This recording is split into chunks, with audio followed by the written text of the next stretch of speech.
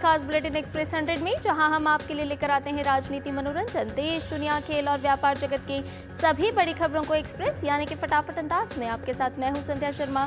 तो देखिए खबरें तेज रफ्तार से। राष्ट्रपति द्रौपदी मुर्मू न्यूजीलैंड के 3 दिवसीय दौरे पर हैं। उन्होंने आज वेलिंगटन कन्वेंशन सेंटर में न्यूजीलैंड अंतर्राष्ट्रीय शिक्षा सम्मेलन को संबोधित किया। राष्ट्रपति ने अपने संबोधन के दौरान शिक्षा के उद्देश्य को उजागर करते हुए कहा कि शिक्षा किसी भी राष्ट्र की प्रगति और उन्नति की आधारशिला है।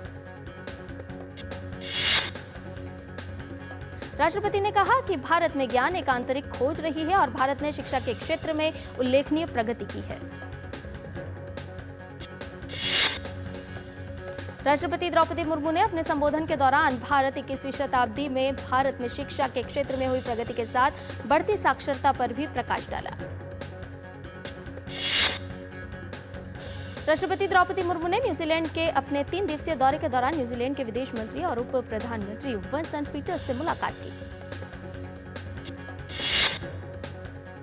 इससे पहले राष्ट्रपति द्रौपदी मुर्मू का राजधानी वेलिंगटन में औपचारिक स्वागत किया गया और रॉयल गार्ड ऑफ ऑनर भी दिया गया। राष्ट्रपति द्रौपदी मुर्मू न्यूजीलैंड की समृद्ध हंगी परंपरा, माओरी स्वागत और हाका प्रदर्शन का गवाह बनी। लोकसभा में आज 2 विधेयक पेश किए जाने के लिए सूचीबद्ध हैं। सदन में वक्फ संशोधन विधेयक 2024 और मुसलमान वक्फ निरसन विधेयक 2024 पेश किया जाएगा। दोनों ही विधेयक केंद्रीय अल्पसंख्यक कार्य मंत्री किरेन रिजिजू पेश करेंगे। लोकसभा में 2 विधेयक विचार और पारित किए जाने के लिए पेश होंगे। ये विधेयक हैं भारतीय वायुयान विधेयक 2024 और गोवा राज्य के विधानसभा निर्वाचन क्षेत्रों में अनुसूचित जनजातियों के प्रतिनिधित्व का पुनर्समायोजन विधेयक 2024। इसके साथ विभिन्न विधायी कार्यों के साथ साथ प्रश्नकाल के दौरान विभिन्न मंत्रालयों से कई अहम प्रश्न पूछे जाएंगे। राज्यसभा की अगर बात की जाए तो उच्च सदन में 1 विधेयक वापस लिए जाने और 2 विधेयक विचार और लौटाए जाने के लिए कार्यसूची में शामिल है। राज्यसभा में वक्फ संपत्ति अप्राधिकृत अधिभोगियों की बेदखली विधेयक 2024 वापस लिया जाएगा। इसके साथ ही जम्मू कश्मीर विनियोग संख्यक 3 और 2 विधेयक 2024 विचार किए जाने के बाद लौटाए जाएंगे। इसके साथ विभिन्न विधायी कार्यों के साथ साथ प्रश्नकाल के दौरान विभिन्न मंत्रालयों से कई अहम प्रश्न पूछे जाएंगे। जम्मू कश्मीर में विधानसभा चुनाव जल्द होने वाले हैं। इसी सिलसिले में चुनाव आयोग की टीम आज से प्रदेश के 2 दिवसीय दौरे पर रहेगी। आयोग की टीम चुनाव की तैयारियों की समीक्षा करेगी। इसके साथ ही आयोग के अधिकारी विभिन्न राजनीतिक दलों के नेताओं के साथ बैठक कर चुनावी प्रक्रिया पर चर्चा करेंगे। राजनीतिक परामर्श के अलावा टीम विभिन्न जिलों के मजिस्ट्रेट और पुलिस अधीक्षक समेत नागरिक प्रशासन के शीर्ष अधिकारियों के साथ बैठक करेगी। निर्वाचन आयोग 12 और 13 अगस्त को हरियाणा का दौरा करेगा और आगामी विधानसभा चुनाव की तैयारियों की समीक्षा करेगा। हरियाणा के मुख्य निर्वाचन अधिकारी पंकज अग्रवाल ने कहा कि भारत इलेक्ट्रॉनिक्स लिमिटेड के इंजीनियर राज्य के सभी 22 जिलों में इलेक्ट्रॉनिक वोटिंग मशीन ईवीएम की प्रथम स्तरीय जांच कर रहे हैं। मुख्य निर्वाचन अधिकारी ने यह भी बताया कि इस साल के विधानसभा चुनाव के लिए 817 नए मतदान केंद्र स्थापित किए गए हैं, जिससे राज्य में कुल मतदान केंद्रों की संख्या 20,629 हो गई है। आबकारी नीति घोटाले से जुड़े सीबीआई मामले में दिल्ली के मुख्यमंत्री अरविंद केजरीवाल की सीबीआई न्यायिक हिरासत आज खत्म हो रही है। राउज एवेन्यू कोर्ट ने 25 जुलाई को केजरीवाल की न्यायिक हिरासत को 8 अगस्त तक बढ़ाया था। अरविंद केजरीवाल वर्तमान में सीबीआई और ईडी मामले में न्यायिक हिरासत में तिहाड़ जेल में बंद है। मनी लॉन्ड्रिंग मामले में ईडी ने 21 मार्च और भ्रष्टाचार मामले में सीबीआई ने 26 जून को उन्हें गिरफ्तार किया था। National board of examination in medical sciences ने आगामी नीट पीजी 2024 परीक्षा के पेपर लीक को लेकर चल रही खबरों को झूठा और भ्रामक करार दिया है। एनबीएमएस के मुताबिक कुछ लोग सोशल मीडिया प्लेटफॉर्म टेलीग्राम के जरिए उम्मीदवारों को पैसों के बदले प्रश्न उपलब्ध कराने के फर्जी दावे कर रहे हैं, जिसके बाद इन लोगों के खिलाफ पुलिस में शिकायत भी दर्ज करा दी गई है। साथ ही national board of examination in medical sciences ने बताया कि नीट पीजी 2024 के प्रश्न पत्र अभी तैयार नहीं किए गए हैं। एनबीएमएस ने इन झूठे दावों का खंडन करते हुए आवेदकों को भी सावधान रहने की सलाह दी है। आईटीपी और एफआईपी के सहयोग से दिल्ली के प्रगति मैदान में 28वां दिल्ली पुस्तक मेला शुरू हो गया है। मेले में काफी संख्या में पुस्तकों को प्रदर्शित किया गया है। इस बार पुस्तक मेले की थीम भारतीय पुस्तकों का वैश्विक प्रभाव रखी गई है। मेले में आने वाले पुस्तक प्रेमियों के लिए प्रवेश निःशुल्क रखा गया है। 28वें दिल्ली पुस्तक मेले में साहित्य अकादमी का स्टॉल भी आकर्षण का केंद्र बना हुआ है। यहाँ 24 भारतीय भाषाओं में पुस्तकें उपलब्ध होने के साथ 4000 से ज्यादा शीर्षक भी देखे जा सकते हैं। 28वें दिल्ली पुस्तक मेले में सूचना और प्रसारण मंत्रालय के संयुक्त सचिव सी सेंथिल राजन के प्रकाशन विभाग के स्टॉल का उद्घाटन किया। इस मौके पर उन्होंने योजना क्लासिक पत्रिका और इकोनॉमिक सर्वे 2023-24 का भी लोकार्पण किया। पुस्तक मेले में प्रकाशन विभाग कला, इतिहास, संस्कृति, मशहूर लोगों की जीवनी, बाल साहित्य, विज्ञान और प्रौद्योगिकी सहित विभिन्न महत्वपूर्ण विषयों पर पुस्तकें प्रदर्शित कर रहा है।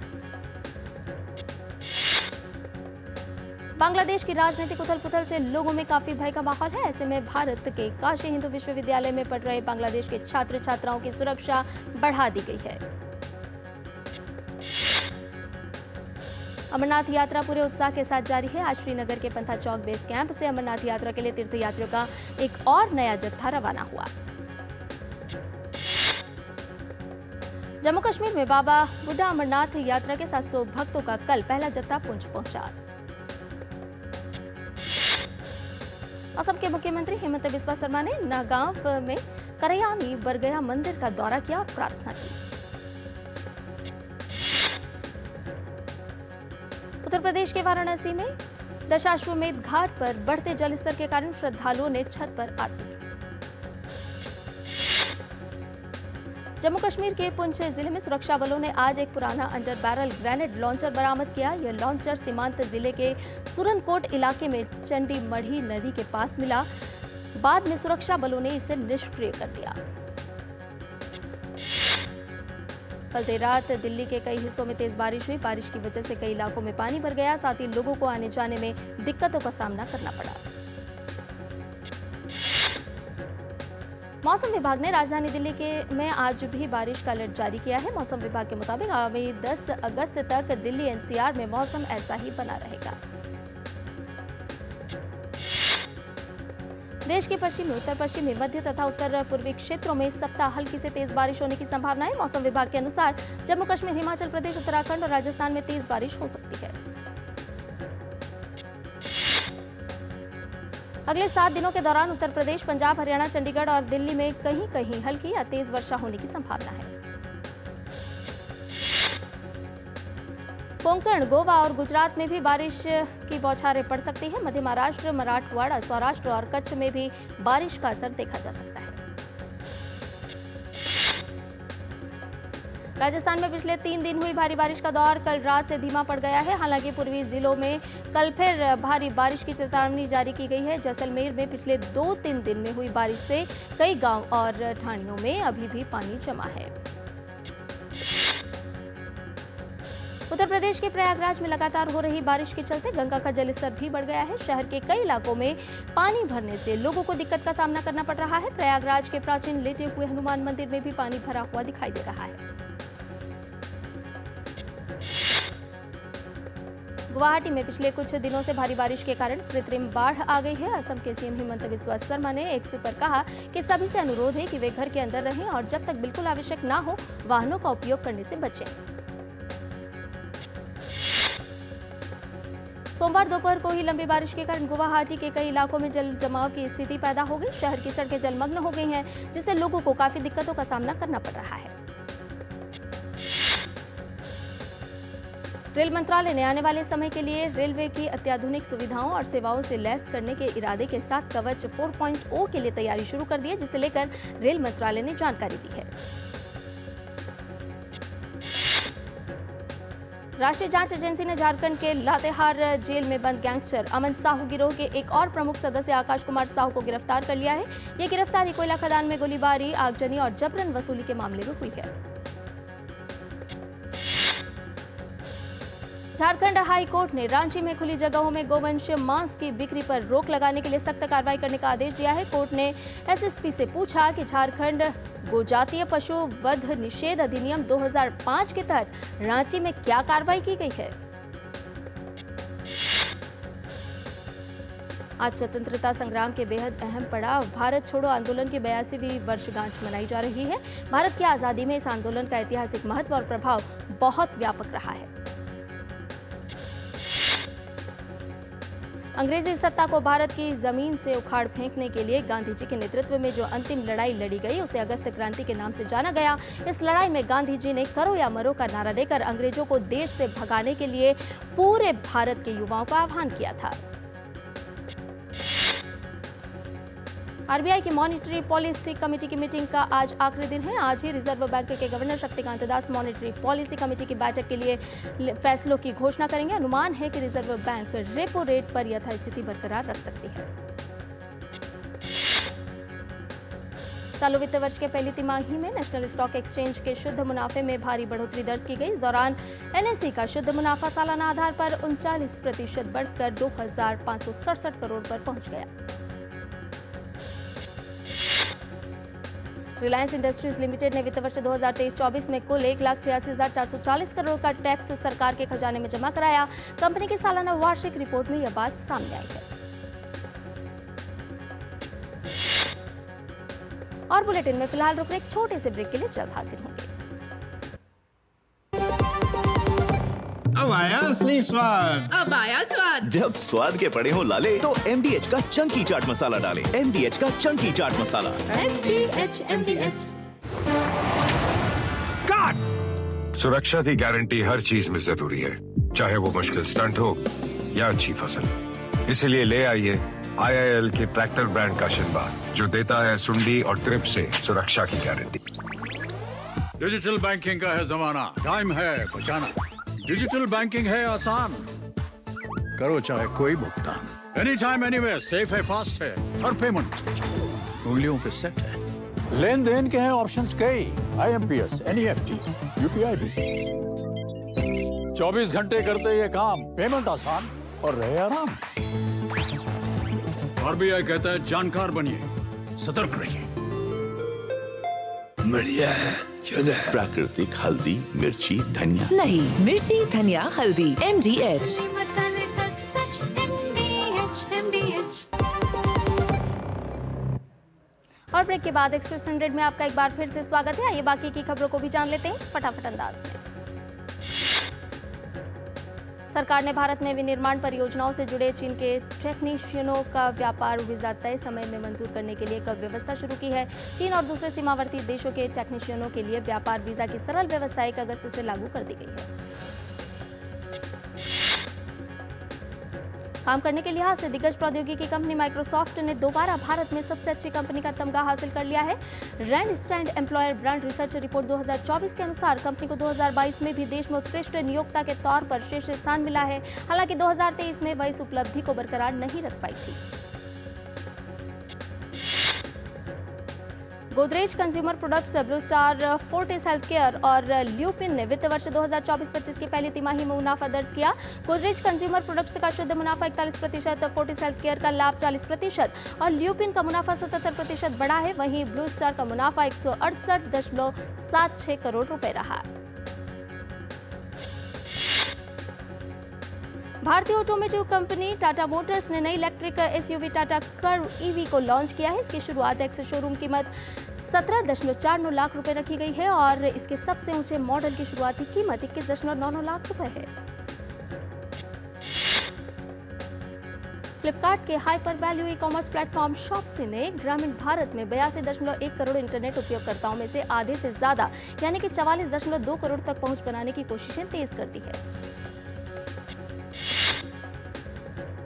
केंद्रीय प्रत्यक्ष कर बोर्ड ने पैन और आधार को लिंक करने से पहले कटौतीकर्ता संग्रहकर्ता की मृत्यु की स्थिति में TDS TCS के प्रावधानों में छूट दी है। करदाताओं की वास्तविक कठिनाइयों को देखते हुए CBDT ने यह फैसला किया है। अगर आपने जो रिटर्न फाइल किया है यदि उसमें कोई त्रुटि रह गई है तो उसे निरस्त कर नया रिटर्न दाखिल कर सकते हैं। आयकर विभाग ने 31 जुलाई तक अपना रिटर्न दाखिल कर चुके करदाताओं को यह सुविधा दी है। सरकार ने पान मसाला और तंबाकू उत्पादों के निर्माताओं के लिए नियम कड़े कर दिए हैं। अब अगर निर्माता पैकिंग मशीनरी को जीएसटी अधिकारियों के साथ पंजीकृत नहीं करते हैं तो उन्हें 1 लाख रुपए का जुर्माना देना होगा। भारतीय दूरसंचार नियामक प्राधिकरण अवांछित कॉल पर अंकुश लगाने के लिए नियमों की समीक्षा करेगा और उन्हें मजबूत बनाएगा। कॉल के माध्यम से घोटाले और धोखाधड़ी की बढ़ती घटनाओं पर कार्रवाई के लिए नियामकों की एक संयुक्त समिति सामूहिक रूप से काम कर रही है। बांग्लादेश में आज अंतरिम सरकार का शपथ ग्रहण होगा। नोबेल पुरस्कार विजेता और प्रख्यात अर्थशास्त्री मोहम्मद यूनुस के नेतृत्व में अंतरिम सरकार शपथ लेगी। देश के सेना प्रमुख जनरल वकर उल जमान ने कहा कि सरकार में 15 सदस्यों की सलाहकार परिषद होगी। सेना प्रमुख ने साथ ही ये दावा किया कि देश भर में स्थिति में काफी सुधार हो रहा है और अगले 3 से 4 दिन में सामान्य स्थिति बहाल हो जाएगी। सेना प्रमुख ने कहा कि पिछले कुछ दिनों में हुई हिंसा में शामिल लोगों को बख्शा नहीं जाएगा और उनके खिलाफ कानूनी कार्रवाई की जाएगी। बांग्लादेश के राष्ट्रपति मोहम्मद शहाबुद्दीन ने सोमवार को पूर्व प्रधानमंत्री शेख हसीना के इस्तीफे के बाद मंगलवार को संसद भंग कर दी थी। बांग्लादेश के लिए रवाना होने से पहले पेरिस हवाई अड्डे पर यूनुस ने कहा कि सरकार के प्रमुख के तौर पर उनकी प्राथमिकता देश में सामान्य स्थिति कायम करने की होगी। देश में स्थिति सामान्य हो और सभी पीड़ितों को न्याय मिले, इसके लिए वे पहले दिन से प्रयास करेंगे। थाईलैंड में संवैधानिक न्यायालय ने एक बड़ा फैसला लेते हुए विपक्षी मूव फॉरवर्ड पार्टी को भंग कर दिया है। साथ ही मूव फॉरवर्ड पार्टी के 11 अधिकारियों पर सियासत में हिस्सा लेने पर 10 साल का प्रतिबंध लगा दिया गया। इनमें करिश्माई नेता और पार्टी प्रमुख पिटा लिमजारोएनट्राट भी शामिल हैं। अदालत का ये फैसला ऐसे समय में आया है जब थाईलैंड की सियासत में कई तरह की दरार साफ दिखाई दे रही है। इजराइल ने दक्षिण लेबनान पर बड़ा हमला किया है। इजराइल ने नबातियत प्रांत के अलकापुर शहर पर हमला किया। यह बड़ा हमला है, इसमें काफी बड़ा नुकसान हुआ है और कई लोगों के हताहत होने की खबर आ रही है। इजराइल लगातार लेबनान पर हमले कर रहा है। मंगलवार को दक्षिण लेबनान में इजरायली हमले में हिजबुल्लाह के 5 लड़ाके मारे गए थे। इनमें कमांडर अली जमाल अल दीन जवाद का नाम भी शामिल है।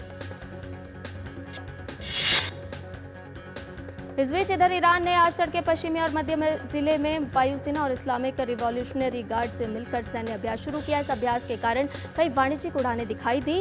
इस बीच ब्रिटेन और मिस्र ने ईरान और लेबनान के वायु सीमा क्षेत्र में अपने उड़ानों से बचने का आह्वान किया। नेपाल के काठमांडू में कल हेलीकॉप्टर दुर्घटनाग्रस्त हो गया। इस हादसे में पायलट समेत 5 लोगों की मौत हो गई। हेलीकॉप्टर काठमांडू से रसुआ जा रहा था, तभी उत्तर पश्चिमी में पर्वतीय क्षेत्र में हादसे का शिकार हो गया। पुलिस ने नुवाकोट के शिवपुरी ग्रामीण इलाके से 5 शव बरामद किए हैं। हेलीकॉप्टर ने दोपहर 1:54 पर काठमांडू एयरपोर्ट से उड़ान भरी थी, लेकिन उड़ान भरने के कुछ मिनट बाद ही उससे संपर्क टूट गया। मृतकों में 4 चाइनीज और 1 नेपाली नागरिक हैं। हादसे की जांच के लिए 3 सदस्यीय समिति का गठन किया गया है। भारतीय रेसलर विनेश फोगाट ने कुश्ती से संन्यास का ऐलान कर दिया है। उन्होंने सोशल मीडिया प्लेटफॉर्म एक्स में संन्यास की घोषणा की। विनेश फोगाट ने एक्स पर कहा कि मां, कुश्ती मेरे से जीत गई है, मैं हार गई, माफ करना, आपका सपना, मेरी हिम्मत सब टूट चुके, इससे ज्यादा ताकत नहीं रही, अब अलविदा कुश्ती। 2001 से 2024 आप सबकी हमेशा ऋणी रहूंगी, माफी।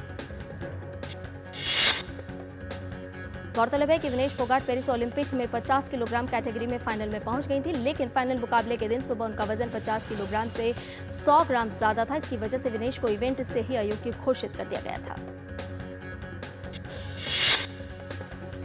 विनेश फोगाट ने अपने डिस्क्वालिफिकेशन के खिलाफ court of arbitration for sport में अपील की है। इस मुद्दे पर सीएस आज अपना फैसला सुना सकती है। विनेश ने अपनी अपील में संयुक्त रूप से ओलंपिक में रजत पदक दिए जाने की मांग की है। इससे पहले भारतीय ओलंपिक संघ और भारतीय कुश्ती संघ ने इस मुद्दे पर अपना विरोध दर्ज कराया था। हरियाणा के मुख्यमंत्री नायब सिंह सैनी ने एक्स पर पोस्ट करते हुए लिखा कि विनेश फोगाट किन्हीं भी कारणों से भले ही ओलंपिक का फाइनल नहीं खेल पाई हों, लेकिन हम सब के लिए वो एक चैंपियन है। पेरिस ओलंपिक में आज भारत के लिए अहम दिन है। आज के मुकाबलों की बात करें तो नीरज चोपड़ा, सबकी निगाहें नीरज चोपड़ा पर होगी।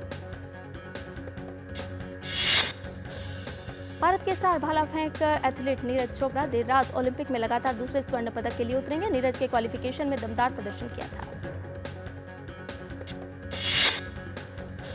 भारतीय पुरुष हॉकी टीम आज कोलंबस के यवेस जू मेनोइर स्टेडियम में कांस्य पदक के लिए स्पेन से भिड़ेगी। भारत लगातार दूसरी बार कांस्य पदक के लिए मुकाबला खेलेगा। हॉकी रैंकिंग में 5वें स्थान पर काबिज भारत को मंगलवार को सेमीफाइनल में दुनिया की दूसरे नंबर की टीम जर्मनी से 2-3 से हार का सामना करना पड़ा था। इसके अलावा गोल्फ में अदिति अशोक और दीक्षा डागर महिलाओं के इंडिविजुअल स्ट्रोक प्ले के दूसरे राउंड का मैच खेलेंगी। पेरिस ओलंपिक में आज भारतीय एथलीट ज्योति याराजी महिलाओं की 100 मीटर बाधा दौड़ के रेपचेस राउंड में उतरेंगी। याराजी सेमीफाइनल में जगह बनाने के लिए रेपचेस राउंड में भाग लेंगी। और बुलेटिन में फिलहाल रुक रहे एक छोटे से ब्रेक के लिए जल्द हाजिर होंगे। आपके घर के खाने में रेस्टोरेंट जैसा स्वाद ले आए MDH का शाही पनीर मसाला। पनीर को क्या मस्त बना डाला।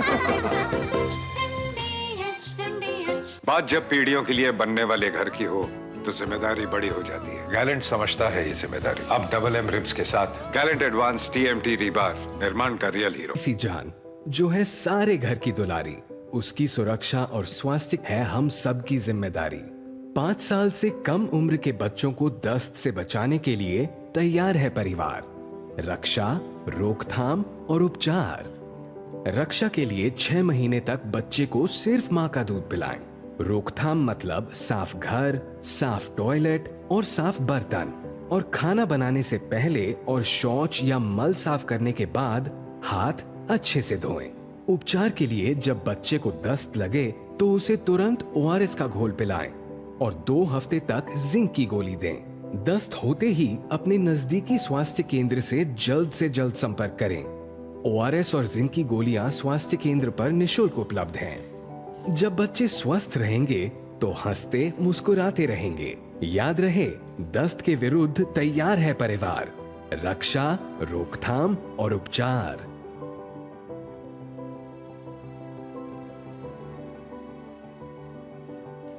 अधिक जानकारी के लिए आशा दीदी से संपर्क करें। स्वास्थ्य एवं परिवार कल्याण मंत्रालय द्वारा जनहित में जारी। और ब्रेक के बाद एक्सप्रेस 100 में आपका एक बार फिर से स्वागत है। पेरिस ओलंपिक के कुश्ती में आज भारत की अंशु मलिक महिलाओं के 57 किलोग्राम वर्ग के अंतिम 16 में मैट पर उतरेंगी। अगर अंशु मलिक आज प्री क्वार्टर फाइनल मैच जीतती हैं तो वे आज एक क्वार्टर फाइनल और सेमीफाइनल मैच खेलेंगी। पुरुषों की फ्री स्टाइल कुश्ती में 57 किलोग्राम भार वर्ग में भारतीय पहलवान अमन सहरावत प्री क्वार्टर फाइनल में चुनौती पेश करते नजर आएंगे। भारतीय वेटलिफ्टर मीराबाई चानू ने कहा कि मैंने देश के लिए पदक जीतने की पूरी कोशिश की, लेकिन मैं चूक गई। उन्होंने कहा कि अगली बार मैं देश के लिए पदक जीतने के लिए पूरी कोशिश करूंगी। वेटलिफ्टिंग में महिलाओं के 49 किलोग्राम भार वर्ग के मुकाबले में मीराबाई चानू टोक्यो ओलंपिक के प्रदर्शन को दोहराने में नाकाम रही। वे तीसरे प्रयास में 114 का भार नहीं उठा सकी, जिससे इस दौर में उनका सर्वश्रेष्ठ प्रयास 111 किलोग्राम भार वर्ग रहा। टेबल टेनिस से भी एक निराशा वाली खबर सामने आई है। भारतीय महिला टीम क्वार्टर फाइनल मुकाबले में हार कर बाहर हो गई है। महिला टीम को क्वार्टर फाइनल मुकाबले में जर्मनी से 1-3 से हार मिली। पहले युगल मुकाबले में श्रीजा अर्चना की जोड़ी 1-3 से हार गई। इसके बाद एकल मुकाबले में मनिका बत्रा की जर्मनी की एनेट कॉफमैन से 1-3 से हार गई। हालांकि अर्चना कामत ने शान को 3-1 से हराकर टीम की वापसी की, लेकिन श्रीजा गुला भी अपना मुकाबला हार गई। पेरिस ओलंपिक में लंबी दूरी की धावक प्रियंका गोस्वामी और सूरज पवार की जोड़ी भारतीय जोड़ी भी mixed marathon walk relay medal event के फाइनल में जगह नहीं बना सकी। भारतीय जोड़ी 33.4 किलोमीटर के मार्ग पर 3 चरणों के बाद बाहर हो गई। रेस की कुल दूरी 42.195 किलोमीटर थी। इस आयोजन में कुल 25 जोड़ियों ने प्रतिस्पर्धा की और भारतीय जोड़ी 24वें स्थान पर रहते हुए बाहर हो गई। भारतीय एथलीट ज्योति याराजी ने बुधवार को पेरिस 2024 ओलंपिक में महिलाओं की 100 मीटर बाधा दौड़ के राउंड 1 की हिट 4 में 13.16 सेकंड का समय निकाला।